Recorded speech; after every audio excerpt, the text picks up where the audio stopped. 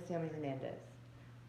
Growing up, I was in the Boy Scouts, and in the Boy Scouts, we tended to do a lot of outdoor activities. We'd often camp. Every year, we'd go to summer camp.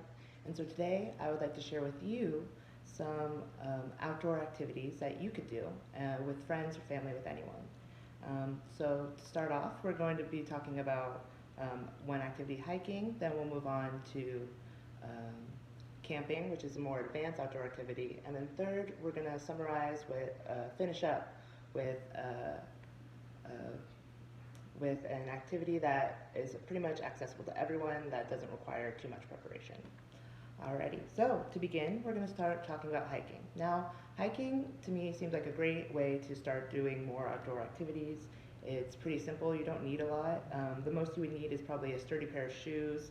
That could be tennis shoes or hiking boots, but if hiking boots can be a little bit more expensive than tennis shoes, just a sturdy pair will do. You could do this with anyone. You can do this with friends, family. It's a good way to get connected with the people you know, as well as get connected with nature.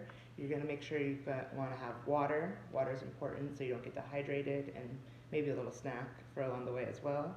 And if you're having trouble finding places to hike, you could hike pretty much anywhere, especially if you look online. There's oftentimes hiking trails, more hiking trails like in your neighborhood. I know near my neighborhood there's a hiking trail called Skyline that I like to go to.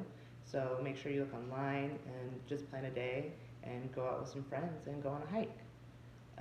Now that I've talked about hiking, we're going to go and move on to a more advanced outside activity for those people who want a little bit more challenge or a little bit more connection with nature. And to me, that's going to be camping. Now, camping is an activity we did a lot in the Boy Scouts. We usually had one camp out a month. It requires a little bit more preparation, especially depending on what type of site you're going to go to.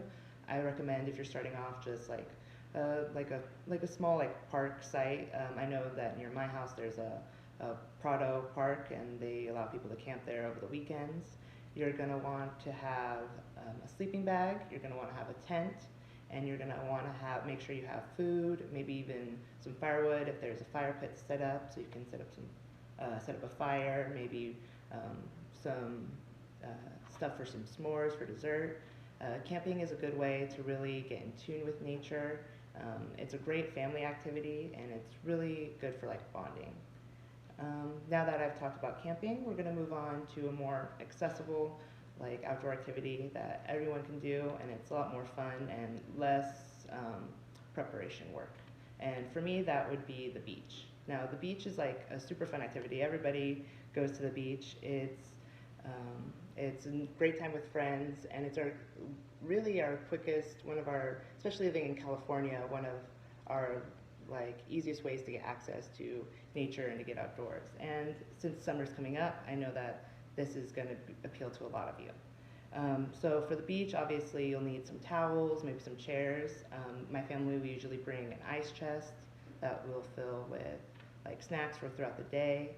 Or if not, we'll bring money if there's a shopping area near the beach, but most of the times we decide to bring our own food. And make sure that if you're ever bringing any food to any sort of outdoor activity, you always clean up after yourself. That's very important.